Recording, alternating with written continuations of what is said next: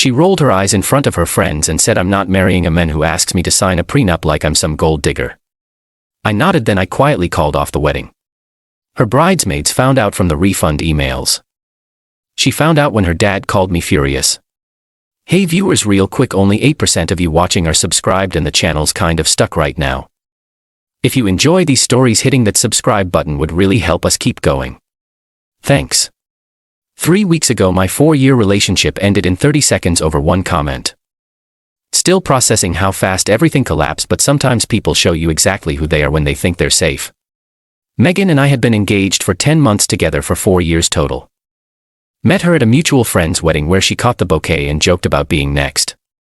Hit it off that night, started dating seriously pretty quick. She was everything I thought I wanted. Smart, beautiful, ambitious, came from a good family. The wedding was supposed to be next month.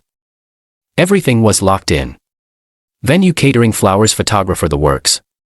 We'd spent the last year planning every detail.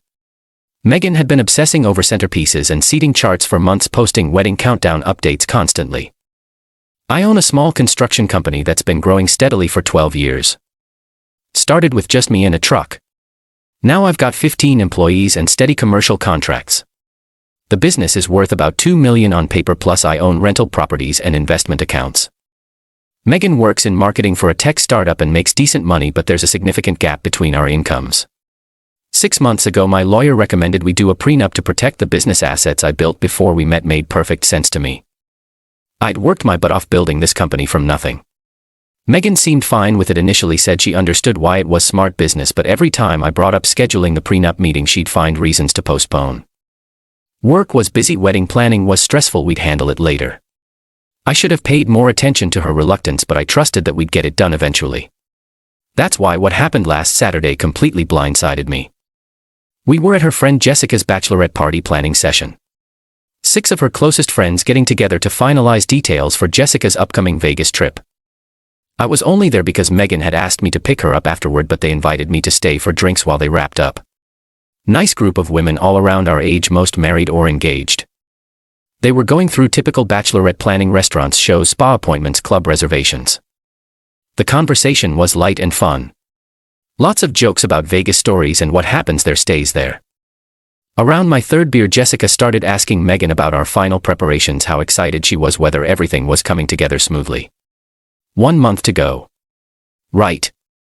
Are you completely ready? Jessica asked. Pretty much. Just some last-minute vendor confirmations and family stuff. Megan replied. What about the legal paperwork? I remember prenups and name changes being such a headache, said another friend, Kelly. That's when Megan's entire demeanor shifted. She got uncomfortable and glanced at me before answering. We're not doing a prenup. I looked at her confused. We've been discussing this for months. My lawyer had the documents ready. We just needed to schedule the signing. Really? Kelly continued. I thought most people did those now, especially with businesses involved. Well, some people think their money is more important than trust. Megan said, not looking at me. The room got quiet. Everyone sensed tension building but didn't know what was happening. Megan, we've talked about this. I said quietly. We agreed it made sense to protect the business. That's when she rolled her eyes dramatically and looked around at her friends like I was being ridiculous. See what I have to deal with? I'm not marrying a man who asks me to sign a prenup like I'm some gold digger. Dead silence, 6 women staring at their drinks, clearly uncomfortable being in the middle of our drama. I sat there processing what she just said. Gold digger. After 4 years together, after agreeing the prenup made sense. She just accused me of treating her like a gold digger in front of all her friends. Interesting way to put it, I said calmly. What's that supposed to mean? Nothing. I understand your position now. I finished my beer and stood up. I'm gonna head out. You can get a ride with Jessica, right? David, don't be dramatic. Sit down. I'm not being dramatic. I'm giving you space to enjoy your evening. I said goodbye to everyone and left. Drove home thinking about what Megan had said and how she'd said it. The eye rolled, a dismissive tone, turning our private discussion into public humiliation to make me look bad. But mostly I thought about gold digger. For years of dating, and that's what she thought a prenup implied about her. Not smart financial planning or protection for both of us, but me treating her like someone after my money. Got home around 10 p.m. and made a decision. If Megan thought asking for a prenup meant I saw her as a gold digger, then maybe she wasn't someone I should be marrying. People who take offense at reasonable financial protection usually have reasons for taking offense. Sunday, I called my lawyer to discuss the situation and next steps. David, if she's hostile to basic asset protection, that's actually information you need. He said better to know now than after you're married. What about the wedding contracts? We both signed most of them. Check the cancellation clauses. Many wedding vendors allow cancellation with appropriate notice, though you'll lose deposits. The question is whether you want to proceed with someone who's against protecting your business. Sunday afternoon, I started reviewing our wedding contracts. Most vendors required written cancellation notice from both parties, but I was the primary signatory and payment source for about 60% of the expenses since I'd covered the larger portions. I drafted cancellation letters for all the vendors where I was primary signatory and could legally cancel without Megan's consent. Venue, deposit, photographer, transportation, flowers, band, everything I could cancel unilaterally based on the contract terms. Monday morning, I delivered the cancellation letters personally and followed up with calls to confirm receipt. Most vendors were professional about it, lost about $18,000 in deposits but avoided paying the remaining $35,000 in final balances. The vendors I couldn't cancel alone were the caterer and cake maker, since Megan was primary signatory on those contracts. They'd have to stay unless she agreed to cancel them. Most vendors confirmed they'd send cancellation notices to both parties listed on contracts within 24 to 48 hours per their standard procedures. Monday evening, I called my lawyer to cancel our prenup appointment. Probably wise, he said. Someone that hostile to asset protection in a business marriage isn't a good risk. Tuesday morning, I sent a brief text to Megan. I've canceled the wedding vendors I was legally able to cancel. You were right about not needing a prenup.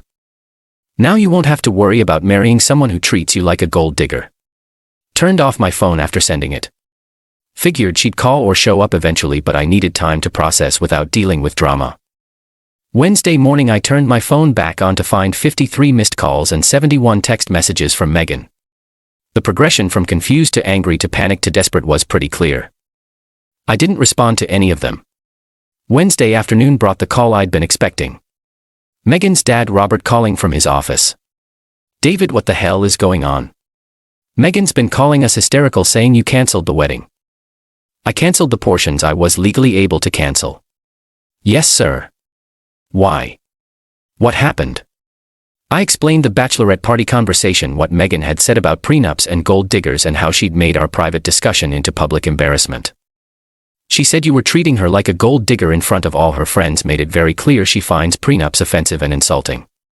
Robert was quiet for a long time. David, that's not how we raised her to think about business protection.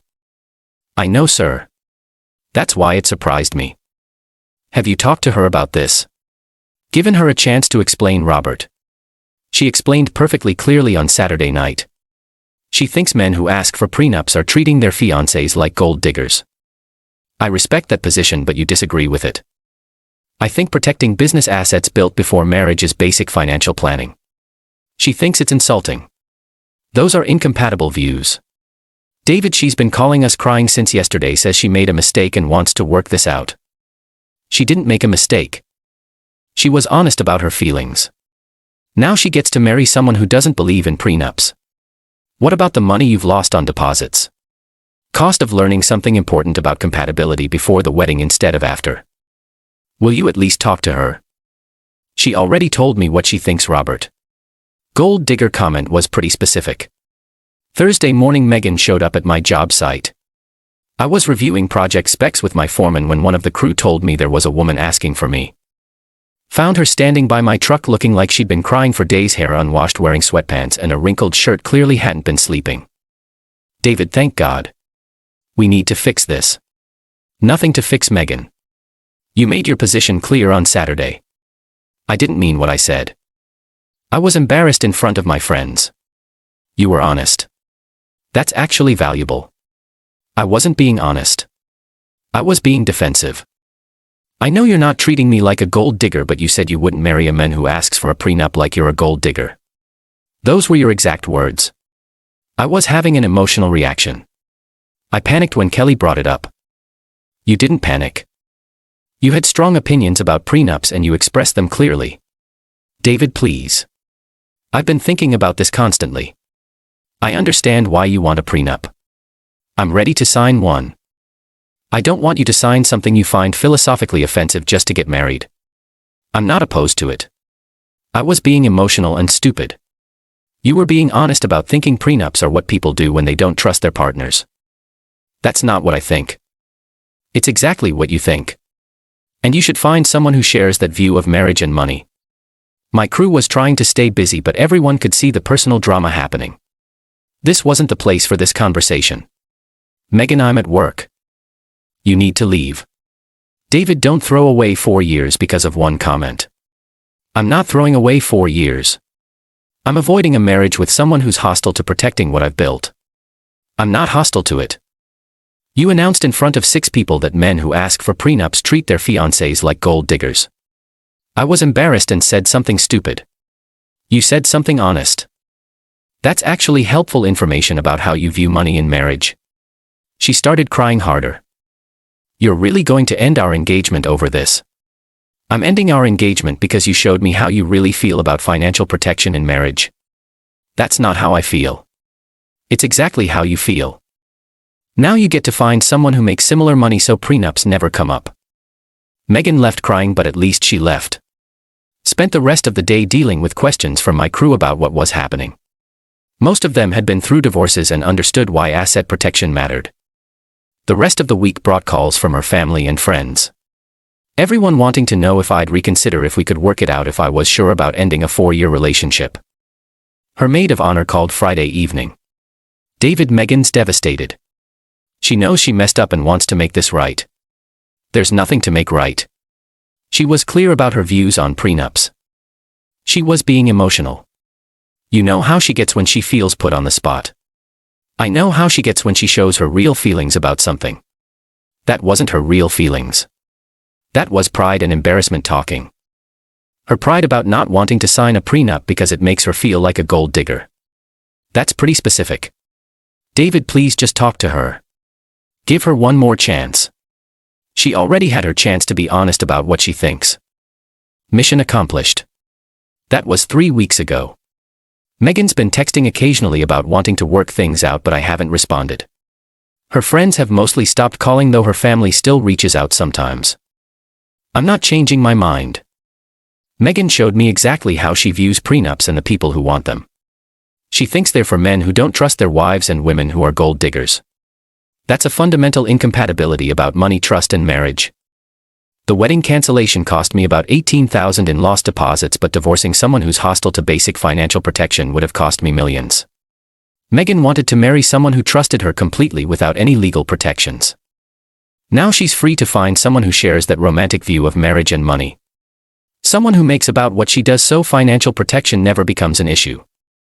Sometimes people tell you exactly what they think when they're trying to impress their friends. Megan's eye roll and gold digger comment told me everything I needed to know about how she'd handle business decisions and money disagreements in marriage. Better to find out at a bachelorette party than in divorce court.